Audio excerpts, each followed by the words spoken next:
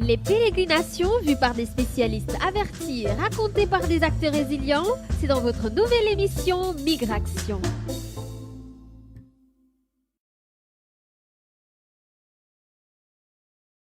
Je reviens pour préciser encore une fois notre axe d'intervention qui est l'autonomisation des personnes, qui est le renforcement de capacité des personnes pour avoir un emploi ou un auto-emploi qui garde et dont l'objectif principal c'était leur dignité, assurer la dignité des personnes.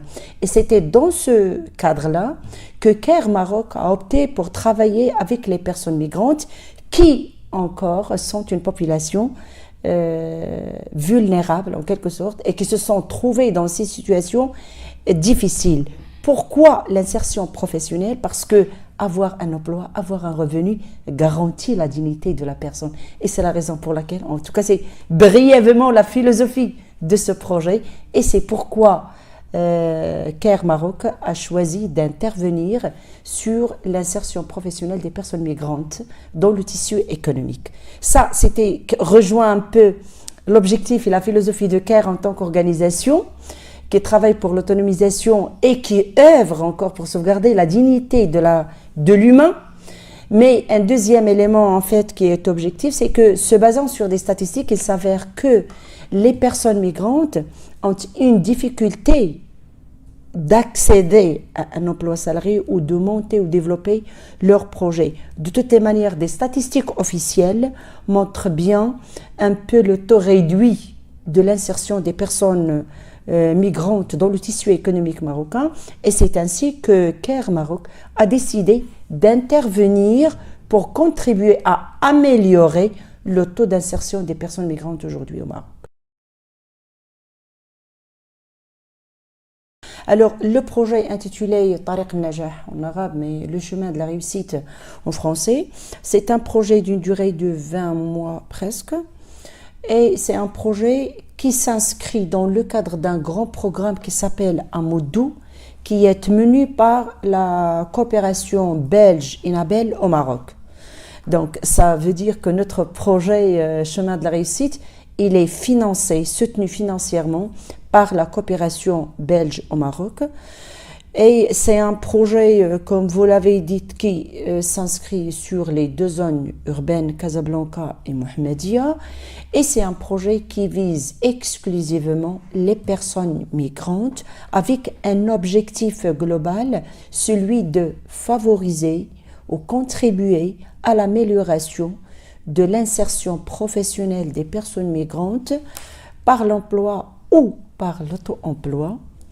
Et ce qui est en mettant en place une approche innovante, c'est que dans ce projet-là, et je vous l'avais dit tout à l'heure, c'est une action pilote où on est en train de tester le mentorat dans l'insertion professionnelle des personnes migrantes. C'est un peu la particularité de notre projet dans le grand programme d'Inabel qui est Amoudou.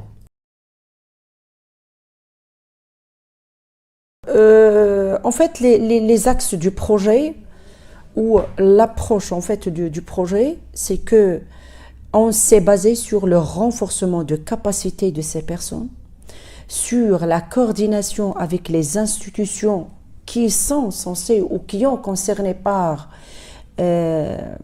l'insertion professionnelle de manière générale et des migrants en particulier. Puis, il y a un accompagnement de près sous forme de mentorat, et je reviens, si vous le permettez, après pour détailler activité par activité. Puis, dans le projet, il y a un soutien financier, c'est un petit soutien aussi, mais pour les porteurs de projets. Donc, les activités, on a des activités de sensibilisation. On a sensibilisé ces personnes à tout ce qui est services offerts par les institutions étatiques et quelles sont les institutions qui se positionnent sur l'insertion professionnelle des personnes migrantes. Deuxième activité, c'était le renforcement de capacités professionnelles et entrepreneuriales en collaboration avec d'autres acteurs, soit des ONG, soit l'acteur étatique, l'ANAPEC. En troisième lieu vient, comme je viens de vous dire, l'appelle-t-on ça, l'appui financier de quelques petits projets qui répondent à des critères dont on pourra parler après.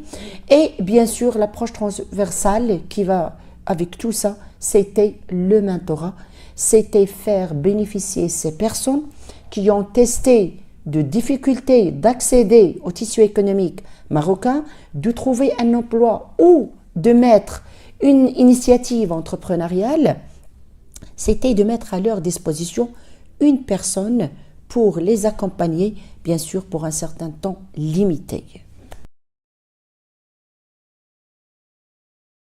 Pour bénéficier du projet, il faut être une personne migrante régularisée.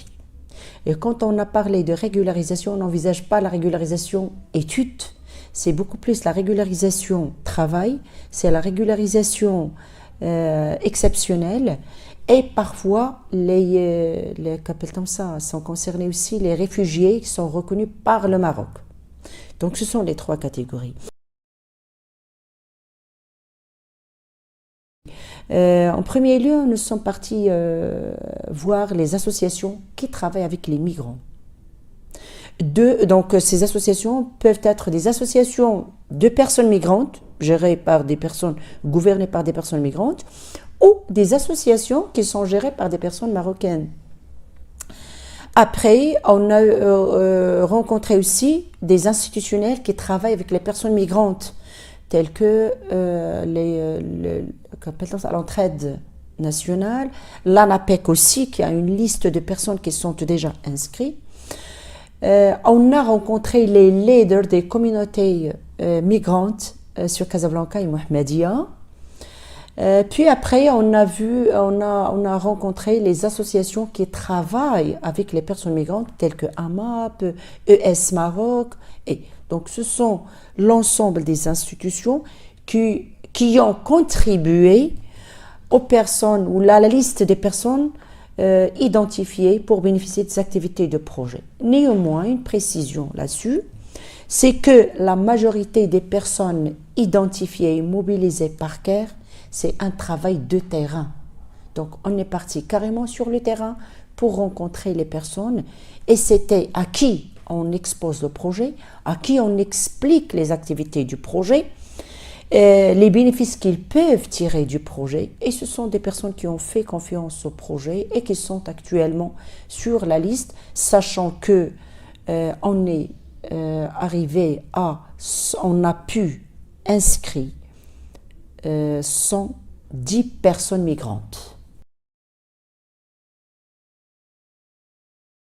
Alors, les résultats, c'est que 50 personnes doivent avoir ce qu'on appelle un plan d'action personnalisé. Et le plan d'action personnalisé, c'est un output des entretiens de positionnement conduits par l'ANAPEC. Aujourd'hui, on est sur 63 personnes. Donc, 63 personnes sont munies ou sont dotées de plans d'action personnalisés. Résultat 1. Résultat 2, c'est qu'on doit avoir identifié et mobilisé des acteurs de la migration pour pouvoir établir et élaborer un mapping des acteurs. On l'a établi, on a pu voir des acteurs au niveau central, mais aussi au niveau local de Casablanca et Mohammedia. On a dressé ce mapping qui est aujourd'hui à disposition de CARE. Un des objectifs aussi, enfin un des résultats aussi, c'est que ces personnes bénéficient de formations de renforcement de capacité. Donc, le renforcement de capacité au niveau de développement personnel, et on a organisé dans ce sens une formation sur le développement personnel et leadership de 3 jours à Casablanca et dont a bénéficié une vingtaine de personnes. On a organisé des ateliers de renforcement de capacité entrepreneuriale et dont a bénéficié encore voire entre 20 et 30. Donc ça dépend, ce sont des ateliers qui ont été en ligne. Tu auras des personnes qui participent à cet atelier mais ne participent pas à l'autre et ainsi de suite. Puis il y a des ateliers qui ont été organisés avec l'ANAPEC sur les techniques de recherche d'emploi et les séances de sensibilisation et le renforcement des capacités entrepreneuriales. Je crois qu'on est à 6 ateliers et 2 séances. En fait, donc toutes les activités que nous avons faites tous les résultats qui ont été atteints, en interne d'abord, ils sont soumis à un bon système de suivi de qualité du projet. Et dans le cadre de ce système, on a énormément d'outils qu'on utilise. Donc, il y a ce qui est quantitatif pour dire, oui, on a prévu 20, on a atteint 22, ou on a prévu 20 et on a atteint 16. Ça, c'est un peu, il est là donc, tout le temps. Mais on a des outils qualitatifs. Et dans le cadre de ces outils, on parle de ce qu'on appelle le profil roulant. Et le profil roulant, c'est en quelque sorte quelque chose qui trace le parcours de la personne et qui reprend pour nous en tant que CARE le parcours de, qui nous montre l'impact durant ce parcours-là. Je dis du n'importe quoi. Je suis partie, donc une des missions dans le cadre de ce projet, et puisque vous avez tout à l'heure évoqué l'ANAPEC, c'était de faciliter un peu cette coordination entre l'ANAPEC et la population migrante. Nous, on travaille au terrain. L'ANAPEC, c'est une institution étatique. Elle a son système et sa façon de faire. Nous, on est une organisation qui travaille de proximité. Et du coup, si vous parlez donc dans le cadre de cet outil, le premier élément ressorti de l'ANAPEC, c'était de faciliter cette coordination. Donc la coordination, je ne pourrais pas l'évaluer en termes de 30, 20 ou 40, mais en tout cas, il y a cette facilité. Il y a un autre élément aussi, toujours dans la qualité, c'est que actuellement on travaille avec des personnes migrantes, pas mal de personnes. En dépit de la renommée de l'ANAPEC, qui est connue en tant que grande institution au Maroc, intermédiaire dans l'insertion professionnelle, ils ne la connaissent pas. Ils ne connaissent pas ses services. Aujourd'hui, ils sont au courant, plus que ça, on a même des personnes qu'ils connaissent et avec qui ils travaillent.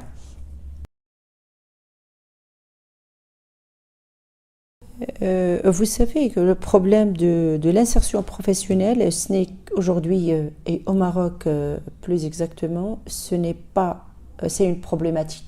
Donc c'est une problématique. Ce n'est pas que l'insertion des personnes migrantes, mais aussi même des Marocains, même des nationaux. L'insertion professionnelle est aujourd'hui une problématique. Néanmoins, pour la communauté migrante, et c'est là, je pense, la leçon et l'enseignement que j'ai tiré de cette expérience, c'est qu'il faut encore des efforts à déployer, il faut encore de la coordination à faire et il faut multiplier les efforts et impliquer toutes les institutions concernées. Et quand je parle institutions, organisations y compris, et je parle plus exactement au département, donc le gouvernement, ses services centraux et déconcentrés. Je parle des organisations de la société civile, je parle des agences des Nations Unies, je parle des organisations internationales, je parle des associations locales, mais je parle aussi d'une autre composante intéressante, c'est les élus. Donc, les autorités élues, ils jouent un rôle, ne serait-ce que localement. Je crois qu'il faut renforcer la coordination entre l'ensemble des composantes du système, de l'écosystème, pour améliorer l'insertion professionnelle des catégories qui se trouvent dans des situations difficiles un peu. Et encore une fois, les migrants, oui, mais aussi les nationaux aussi. Donc, pour renforcer l'insertion professionnelle de manière générale. Quand on est sur terrain ou quand on est dans l'exécution d'une action de développement, c'est sûr qu'il y aura des difficultés, des obstacles, soit parfois liés à la réalisation de l'activité, parfois liés aux bénéficiaires, parfois liés à l'équipe, parfois liés aux partenaires, et ainsi de suite. Mais ce qui est important, c'est qu'à chaque fois qu'il y a une difficulté, on essaye de trouver l'alternative possible. Parfois, c'est en tant qu'équipe qui intervient directement sur le projet, mais parfois, la résolution ou bien la solution à la difficulté ou l'alternative nécessite l'intervention d'autres partenaires ou des parties prenantes du projet. Peut-être que si je cible encore une fois les bailleurs de fonds, je cible le gouvernement marocain, donc les départements ministériaux, les décideurs de manière générale, pour dire que les organisations de la société civile, les associations en particulier qui travaillent de proximité, ils jouent un grand rôle vis-à-vis des bénéficiaires. Et ça vaut la peine d'investir et de créer l'ambition et l'environnement adéquat pour permettre à ces institutions, ces organisations de jouer leur rôle. Donc c'était un peu l'élément important pour moi.